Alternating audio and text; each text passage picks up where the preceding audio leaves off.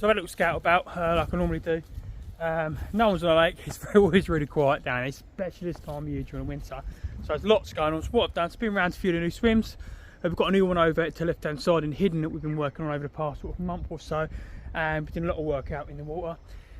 It's sort of mid-November time. What happens is an all weed drops right down and sinks to the bottom, so the lake becomes very clear. We have a lot of an influx of water coming in from the back off the fields, which the water goes quite cold. So what I've done, I've gone round with some pappy nut, baited a few spots around the lake because nobody's on, so I can wander around as much as I want. And then I'm just going to get my gear set up, put a couple of rods in them spots. Then I'm going to watch the water because there's a section at the back near a point off the point that quite often you'll see him flop out, but not till about 9:30, 10.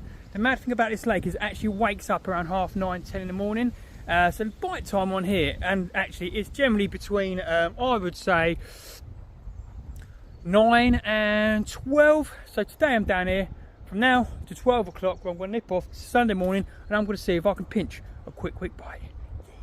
Wish me luck.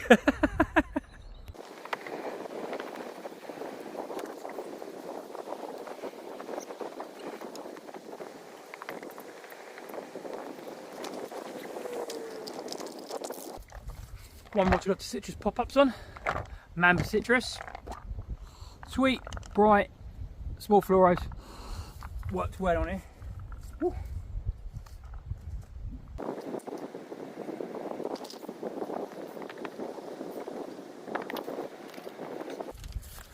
It's always quite simple in this lake. You don't have to go over the top. So this time of year you can get away with a standard lead clip system. Obviously rig, it's got a bit of mamba rig tubing. Whoop. Popped into the clip systems.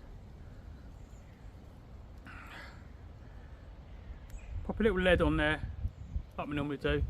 Push the tail rubber on, but not tight. So people go over tight. So if you put it on too tight, like so, that lead's never going to eject. You only need just to pinch it on. A couple of runs. So if you do get tangled up, and you do a little thing. First of all, the lead will drop. Sometimes on a take, especially late getting weedy. And secondly, if the rig snaps up, all the tubing comes off, the lead disappears, and they're left with a link.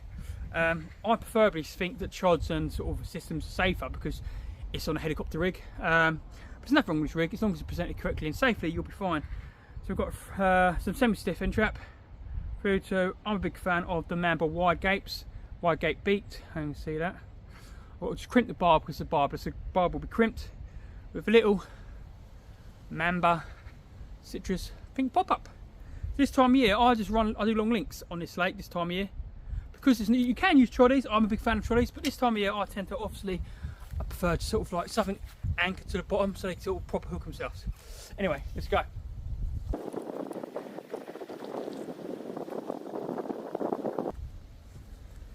Obviously being a pop-up, don't forget to weigh it down with a little bit of putty or a couple of spawn shots. Just to sort of balance it so it pops up. And always test that rigging edge. Whew, here we go.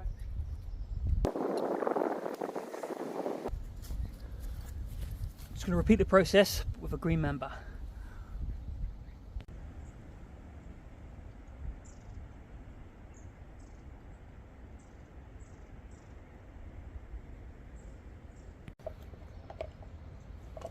So I've had dimmocks split now. I probably took it on about 4.5, 5 years ago. And when I took it on, it was literally just barren. I mean, it wasn't barren, but it was just so overgrown that you had no access to the lake.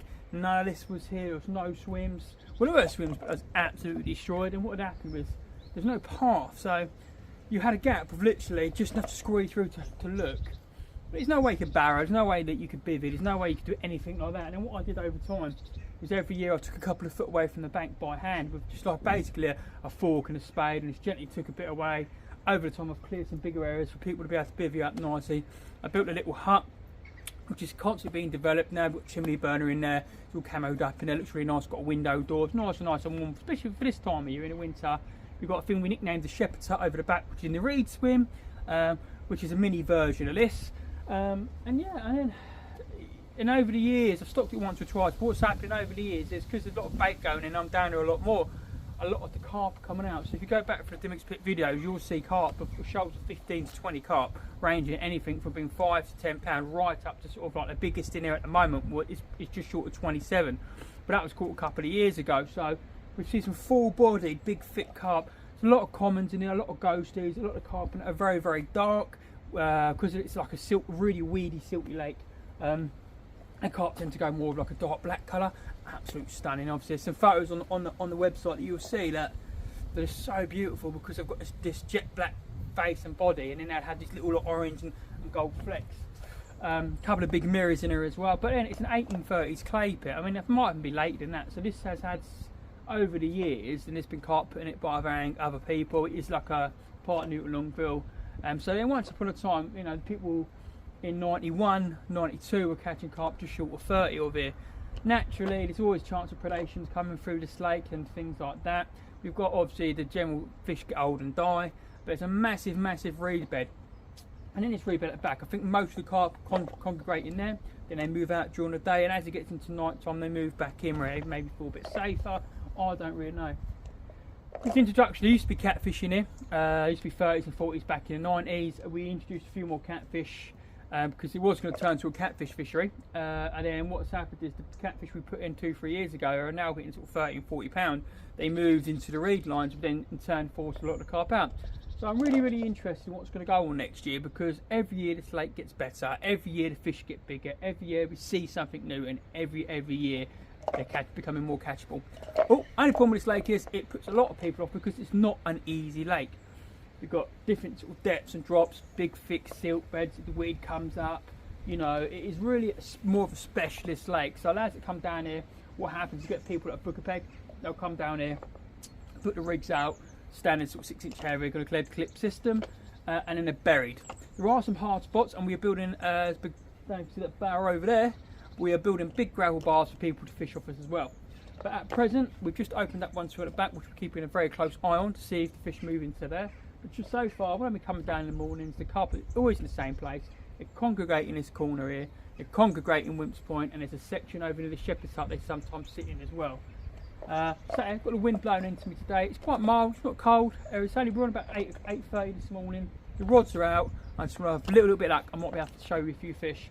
But as I've shown before, these are my, I mean, so far these are literally what, every time I come down this lake, I don't get to fish it much, believe it or not. Even though I own it and I have a fishing company, there's so much behind the scenes that you've got to do. And that's why this year I've said to myself, this coming year, I'm going to do lots of filming, lots of vlogging, and lots of angling around the UK, because I just feel like it's my time now to go out with my products, go to the bigger lakes, go to places where there's lots of nice fish, and enjoy my angling a bit more. I think I've earned it over the past 4 or 5 years.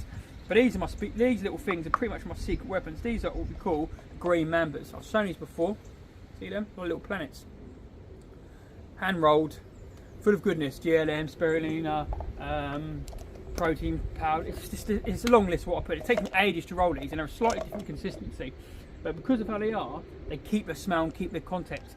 So when you're in a weedy, silty or dirty lake, it doesn't take the smell on. It stays true because it's made out of raw ingredients. So far on this, I've had this in the lake 3 times, I had 2 fish, lost 1. And this is the 4th time I've put this in the lake, and it was designed for this. Designed because it goes like a mouldy, greeny, basically looks like an off-boilie. So when I'm fishing lakes, especially which I'm predicting, and when I fish high pressure lakes, where the bigger carp seem to take the older bait around the edge, or a bit less keen to dive in on the main, then I might see this as less of a threat and bag me some carp. Anyway, just got here, got the rods out, got to do a few little things in the hut, and then let's see what happens. Hopefully I'll have something to show for this video. Awesome. Well, that's me done, and I sat down this morning down at Dimmocks Pit. No joy. I did move over to the reed swim because there was a big old ghosty milling around just in front. So I cut the rods out for a little while, but nothing was really happening. I mean, it's got to 12 o'clock. I do need to come home, so I'm on my way home now. Although I am tempted to come back this evening. I'm tempted to come down just as it gets dark, so sort of 5 till 9. I mean, the bait's really out in the spots, so it's sort of fishing even though I'm not there, and it is the possibility that they will drop down on that later on this evening, but I don't know. So depending on how it goes, I may go back down on this evening, or that might be the end of it for today. But I just want to start doing my sort of like, what we're gonna, I don't know, I'm gonna name it, I'm probably gonna call it sort of like, I don't know, Mark Escott, UK Angling, Uncut, or something like that. Just mainly just about my angling really, because I do go to a lot of places. Well, I'm planning to go to a lot of places, and I do have a lot of heartache. So I do blank, I do catch, sort of a right mixture. I've got some unusual methods. Those that follow me on Dimmocks Pit know that obviously I've had some great carp out of there, and it is very tough water. So I think now follow along with all the other anglers that we know really. So a lot of other anglers out there, they do these sort of uncut, raw, sort of unedited sort of versions within reason of their fishing, and they put it out there, you know, all of it, the blanks, the captures, the you know, the times they don't sort of, you know, have much luck. And I've been speaking to a few of my mates, and my mates are saying, look Mark, you don't have to do these videos where you catch every single time, just do it about your angling. So I'm going to hopefully dedicate a whole section of our YouTube channel just to my angling and my little escapades and my random sort of couple of hours here, couple of hours there, just see what happens anyway. So this will be the end of this first sort of segment, or first YouTube Mark's Uncut, or whatever you want to call it, or it could be a midway where I'll be back on in a couple of hours while I've been back down the lake. But anyway, let's just see what happens and see how this channel goes.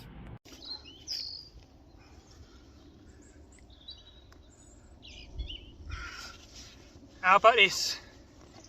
For Dimmocks Pit. God, there we go. Look at him. Little fatty. Lake's really starting to come together. Can't wait to see what next year brings. And some more, hopefully some more of these winter carp. Awesome. Taking again on the mamba baits, shrimp and pepper, with a little bit of the old mamba whites, or monster mamba whites, pop-ups on a little troddy. Awesome, look at him. What a character.